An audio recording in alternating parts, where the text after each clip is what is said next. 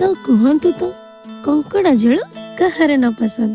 ଓଡ଼ିଆ ଘରେ କଙ୍କଡ଼ା ଝୋଳର ସ୍ୱାଦ କେବଳ ସେଇମାନେ ହିଁ ଜାଣିଛନ୍ତି ଯେଉଁମାନେ ପିଲାଦିନୁ ମା ହାତ ରନ୍ଧା କଙ୍କଡ଼ା ଝୋଳ ଖାଇଛନ୍ତି। ସତରେ କେତେ ସୁନ୍ଦର ଟେଷ୍ଟ ଆର, କ'ଣ ହଁ କି ନା?